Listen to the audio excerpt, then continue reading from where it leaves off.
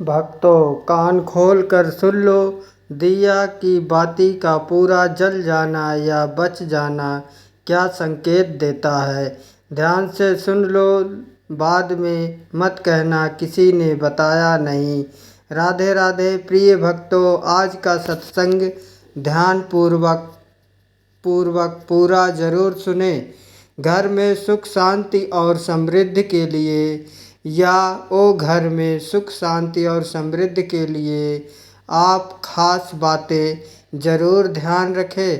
आप सभी लोग जो अपने घरों में दीपक जलाते हैं, उसकी बाती का पूरा जल जाना या बच जाना क्या संकेत देता है। यह आपकी पूजा, घर, मंदिर और ख़ास अवसरों पर जैसे कि दीपावली, व्रत और अन्य धार्मिक अनुष्ठानों में दीपक जलाने से जुड़ा है। क्या कभी आपने सोचा है या देखा है होगा कि जब आप दीपक जलाते हैं तो वह आपके जीवन में कौन से संकेत दे रहा है।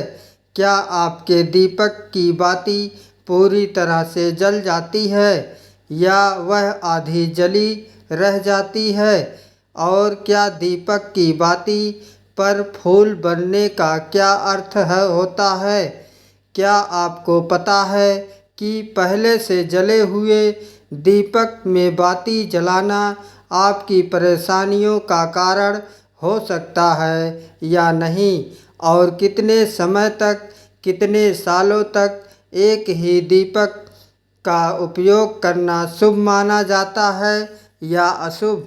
आज हम इन सभी रहस्यों का पर्दाफाश करेंगे और जानेंगे कि दीपक आपके जीवन में खुशहाली या बाधाएं कैसे ला सकता है। भक्तों, वीडियो में आगे बढ़ने से पहले इस वीडियो को लाइक करके चैनल को सब्सक्राइब अवश्य करें और कमेंट में राधे राधे ज़रूर लिखें। तो भक्तों, आपको जानकर हैरानी होगी कि आप अपने पूजा घर या मंदिर में दीपक जलाते समय अगर यह गलती करते हैं तो आपको इसका परिणाम ज़रूर भुगतना होगा।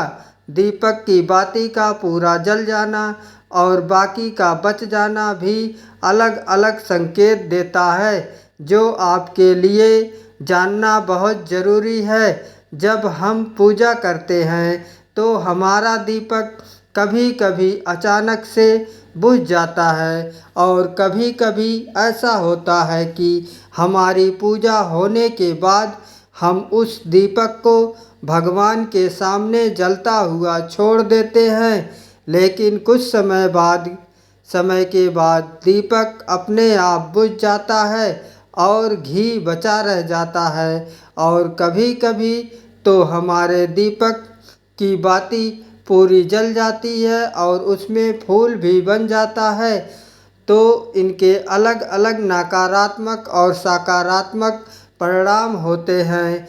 तो सबसे पहले यह जानते हैं कि अगर हमारे दीपक में फूल बन रहा है तो इसका क्या मतलब होगा। प्रिय मित्रों, अगर हमारे दीपक की बाती में फूल बन रहा है तो इसका सीधा सा मतलब है कि भगवान ने हमारी प्रार्थना को स्वीकार कर लिया है और वह हमारी पूजा से प्रसन्न है। वह इस बात का संकेत बाती में बने इस फूल के माध्यम से देते हैं। अगर आपके घर में दिव्य शक्तियाँ मौजूद हैं और आपके साथ साथ वह भी ईश्वर की पूजा में अपना ध्यान लगाती हैं तो आपके दीपक की बाती में एक से ज़्यादा फूल बनते हैं। और कभी कभी साथ ही किसी भी देवी देवता का रूप भी दिखने लगता है। तो अगर आपके दीपक की बाती में फूल बन रहा तो आपके दीपक की बाती में फूल बन रहा है, आप सच में बहुत भाग्यशाली हैं। इसी के साथ दीपक जलाने के भी कुछ खास नियम आपको ज़रूर जानने चाहिए। भक्तों, अगर आप पहले से जले हुए दीपक में अपनी बाती रखकर जलाते हैं तो ऐसा करने से दुर्भाग्य आपका पीछा कभी नहीं छोड़ता। अगर दीपक में पहले से जली हुई बाती की राख या फिर रुई और कालिख है और आपने अपनी बाती इसमें रखकर जला दी, तो ऐसा करने से भगवान आपसे प्रसन्न होने की बजाय नाराज हो जाते हैं और आपको इसके बहुत ही भयानक परिणाम देखने को मिलते हैं। आपके बनते हुए काम बिगड़ने लगते हैं, आपकी तिजोरी का धन खर्च होने लगता है और आपके धन आने के सारे रास्ते भी बंद हो जाते हैं। तो हमेशा यह ध्यान रखें कि जब भी आप दीपक जलाएं, आप हमेशा साफ सुथरे दीपक का ही इस्तेमाल करें। दोस्तों, इसी के साथ कुछ लोगों की आदत होती है कि वह हर थोड़े दिन बाद अपने दीपक को बदल देते हैं।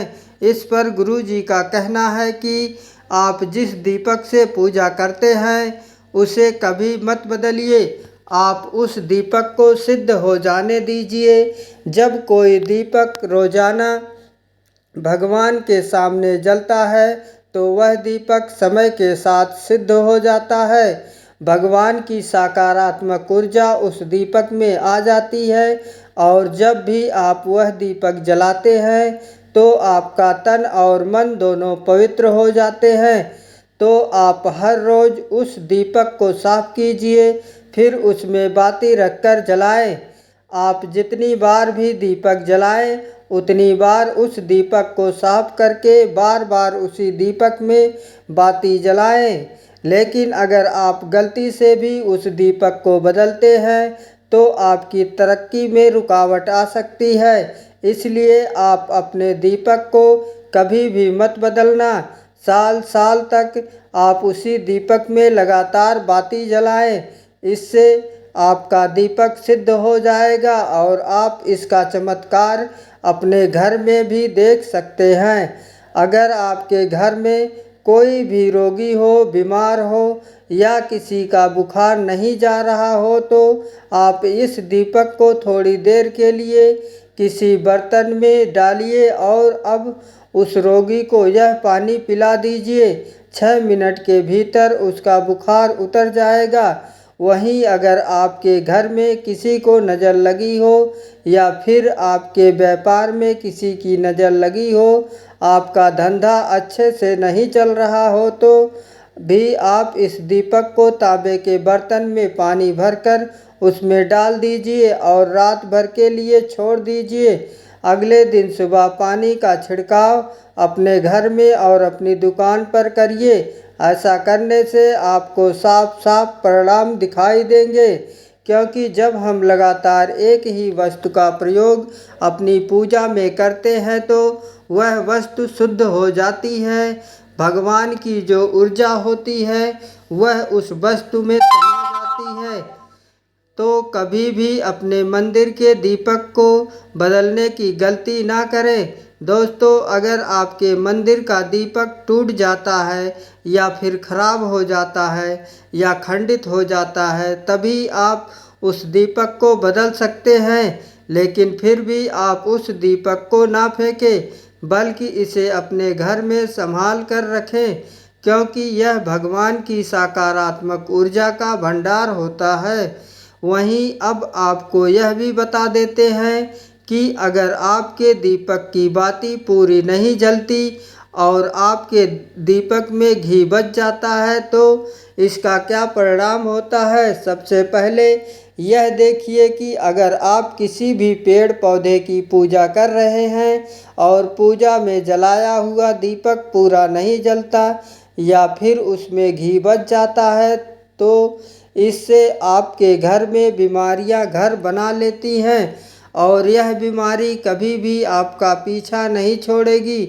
तो जब भी आप किसी भी पेड़ पौधे या मंदिर के बाहर किसी भी स्थान पर पूजा करें तो यह ध्यान रखें कि उसकी बाती पूरी जले और उसमें घी बचा हुआ ना हो, क्योंकि यह आपकी अच्छी सेहत के लिए बहुत ही अच्छा प्रभाव देगा। वहीं अगर आपके घर के मंदिर में दीपक की बातें पूरी नहीं जलती और पूजा करते समय दीपक बार बार बुझ जाता है तो जरूर आपके घर में नकारात्मक ऊर्जा का वास है और यह आपकी पूजा में विघ्न डालने का काम करती है।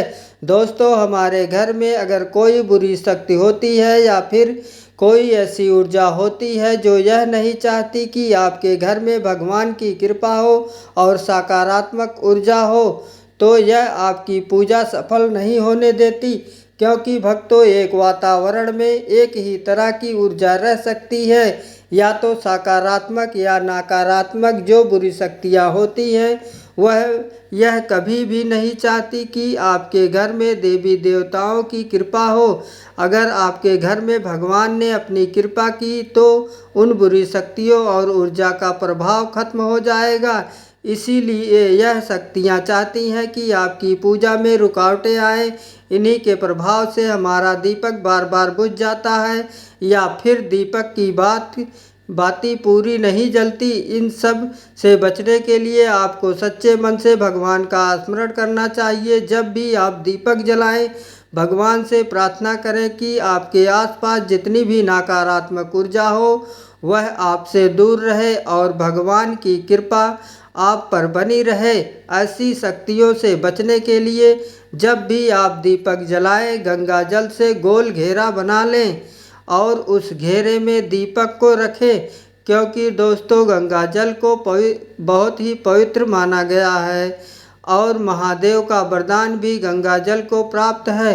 गंगा जल में सबसे पहले तो कोई भी बुरी शक्ति प्रवेश नहीं कर सकती, इसलिए गंगा जल कभी खराब नहीं होता और हर तरह की उतारजा को सकारात्मक ऊर्जा में बदल देता है। अगर आप गंगा जल से बने गोल घेरे में दीपक को रखेंगे तो यह आपकी पूजा में किसी भी शक्ति को बाधा नहीं बनने देगा और कोई भी नकारात्मक शक्ति आपके दीपक को बुझा नहीं पाएगी। आप निर्विघ्न अपनी पूजा संपन्न कर पाएंगे और देवी शक्तियाँ भी आपके जीवन में अपनी कृपा और आशीर्वाद बनाए रखेंगे।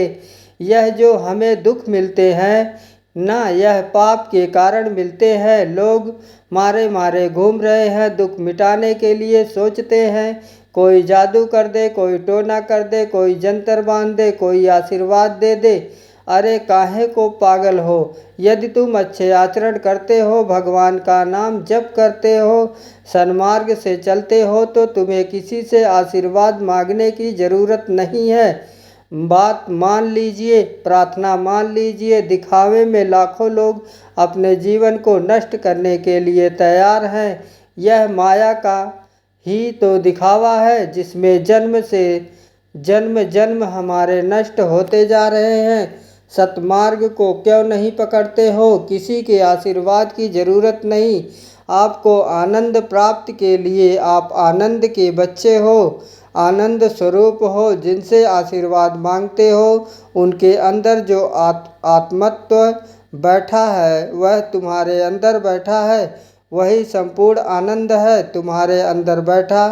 तुम्हें किसी से मांगने की ज़रूरत नहीं, बस तुम अपने स्वरूप को नहीं पहचान पा रहे हो, अपनी शक्ति को जागृत नहीं कर पा रहे हो, इसलिए तुम दौड़ घूम रहे हो। भागने की ज़रूरत नहीं, सत्संग सुनो, उसे अपने आचरण में उतारो। यह बात आप कागज़ पे लिख लो, चाहे दिमाग में लिख लो। जब तक आप भजन नहीं करोगे, जब तक आप दूसरों को सुख नहीं दोगे, मन वचन कर्म से किसी को भी दुख नहीं पहुंचाओगे, तब तक आप भाग्यवान नहीं बन सकते। यहाँ से लेकर ब्रह्मलोक तक अगर आपको सुख मिल जाए तो बता देना। अरे ब्रह्म स्तंभ पर्यंत भी सारा माया जगत है, यहाँ सुख मिलने वाला है। अगर सुख चाहिए, सिंधु जैसा सुख चाहिए, तो भगवान का भजन करो। भजन नहीं करेंगे, बैठकर अपने घर में बैठकर आधा घंटा भजन नहीं करोगे तो मारे मारे घूमते रहोगे। सोच रहे भगवान का अवतार है, हमारा कल्याण हो जाएगा। हे भाई, जब भगवान वास्तविक अवतार लिए थे और जिन्होंने भजन नहीं किए उनका भी कल्याण नहीं हुआ। भगवान के अवतार के समय हम भी रहे होंगे, कहीं ना कहीं किसी जीव जंतु के रूप में कल्याण हुआ क्या? अब भजन करोगे तो कल्याण हो जाएगा, हमारी बात मान लो। बार बार आपको कभी कड़वे शब्द में कभी मीठे शब्दों में बताते हैं, हे भाई बचपन से भगवान के मार्ग में लगे हुए हैं, हमको अपना कर्म भोगना पड़ रहा है। जो शरीर रचना के समय रचा गया था वह सुखद या दुखद कर्म भोगना पड़ेगा। रामकृष्ण परमहंस जी को कैंसर था, भाई हनुमान प्रसाद पोद्दार जी के मुंह में कैंसर था। बड़े बड़े महापुरुषों को भोगना पड़ा तो प्रारब्ध को भोग लो। यह भोगने की सामर्थ्य नाम जप से आ जाएगी और नाम जप करके जन्म मरण के चक्र से मुक्त हो जाओ। मान लो मेरी बात। क्या वृंदावन के परम पावन रज से बढ़कर त्रिभुवन में कोई रज है? इस रज में बैठकर तुम्हें आनंद नहीं मिल रहा तो कहाँ मिलेगा? तुम्हें क्या भगवान नाम से बढ़कर कोई अमोघ शक्ति है जो भगवान को अधीन कर सके? सुमिरन पवन सुत पवन नामा अपने बस में कर सके राम, लेकिन समझ में नहीं आता। यह जीव सोचता है कोई तपस्वी कोई सिद्ध से हमारे दुख दूर हो जाए। नहीं, भगवान के वचन सुन लीजिए। दबी हसा गुणमयी मामा में पड़ते माया तति गुणमय, माया पार करना बहुत कठिन है। एकमात्र उपाय मेरी शरण में आ जाओ। हरि हरि शरण शरणम हरि शरणम श्री कृष्ण शरणम मम। जब तक प्रभु की शरण में नहीं आओगे तब तक माया से मुक्त नहीं हो सकते। पर समझ में नहीं आता लोगों को, ऐसा लगता है मैं जाऊंगा आशीर्वाद मिलेगा, मैं सिद्ध हो जाऊंगा, सब दुख नष्ट हो जाएंगे।